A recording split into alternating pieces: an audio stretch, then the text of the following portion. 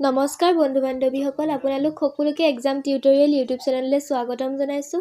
আজি মই অসমৰ ৰাষ্ট্ৰীয় উদ্যানৰ ছেকেণ্ড পাৰ্টটো লৈ আহিছোঁ। যোৱাকালি মই ইয়াৰ ফাৰ্ষ্ট পাৰ্টটো লৈ আহিছিলোঁ। সেই ভিডিঅ'টো যদি আপোনালোকে চোৱা নাই মই ডেছক্ৰিপশ্যন বক্সত দি দিম ভিডিঅ' লিংকটো, আপোনালোকে ভিডিঅ'টো চাই ল'ব।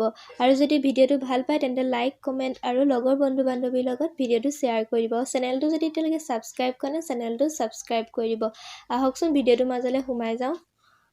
ইয়াৰ আগৰ ভিডিঅ'ত গম পাইছিলোঁ যে অসমৰ ৰাষ্ট্ৰীয় উদ্যান 7খন।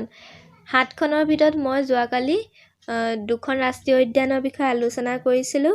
আজি তাৰ পাছৰ ডিব্ৰু-চৈখোৱা ৰাষ্ট্ৰীয় উদ্যান আৰু ওৰাং ৰাষ্ট্ৰীয় উদ্যানৰ বিষয়ে আলোচনা কৰিম। যোৱাকালি মই কাজিৰঙা ৰাষ্ট্ৰীয় উদ্যান আৰু মানাস ৰাষ্ট্ৰীয় উদ্যানৰ বিষয়ে আলোচনা কৰিছিলোঁ আৰু সেই ভিডিঅ'টো যদি আপোনালোকে চোৱা নাই সেই ভিডিঅ'টো চাই ল'ব। এতিয়া আমি ডিব্ৰু-চৈখোৱা ৰাষ্ট্ৰীয় উদ্যানৰ বিষয়ে জানো আহক। 1890 চনত ইংৰাজে ডিব্ৰু-চৈখোৱা অঞ্চলটোৰ 60,634 একৰ এলেকা সামৰি ডিব্ৰু সংৰক্ষিত বনাঞ্চল ঘোষণা কৰিছিল। 1929 চনত ইংৰাজে এই অৰণ্য অঞ্চলক ডিব্ৰু-চৈখোৱা বনাঞ্চল ৰূপে ঘোষণা কৰে।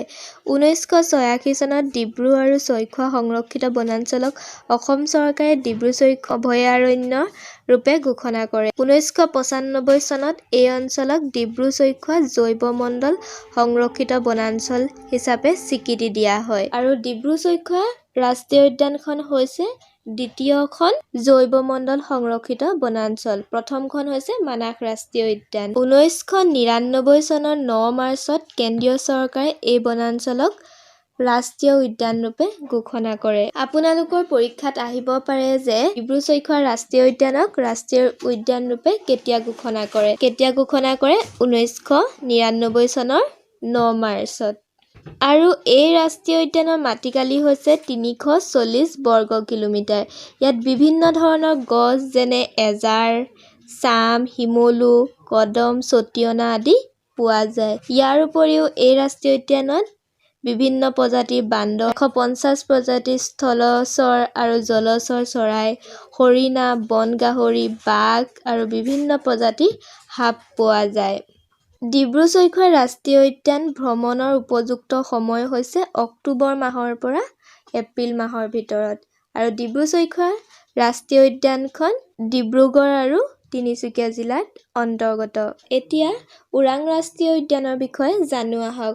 ওৰাং ৰাষ্ট্ৰীয় উদ্যানৰ যদি আমি হিষ্ট্ৰীটো চাওঁ তেতিয়া 1919 চনত ওৰাং ৰাষ্ট্ৰীয় উদ্যানক মৃগয়া বন হিচাপে ইংৰাজে ঘোষণা কৰে। 1931 চনত ওৰাঙক সৰ্বসাধাৰণৰ কাৰণে মুকলি কৰি দিছিল।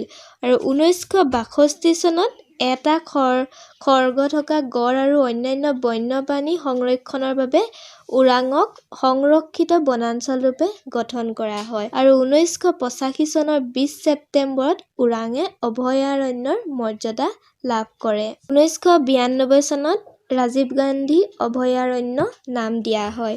আৰু 1999 চনৰ 13 এপ্ৰিলত এই অভয়াৰণ্যক ৰাষ্ট্ৰীয় উদ্যান হিচাপে ঘোষণা কৰা হয়। অৰ্থাৎ আমি গম পালোঁ যে ওৰাং ৰাষ্ট্ৰীয় উদ্যানক 1999 চনৰ 13 এপ্ৰিল তাৰিখে ৰাষ্ট্ৰীয় উদ্যান হিচাপে ঘোষণা কৰা হৈছিল।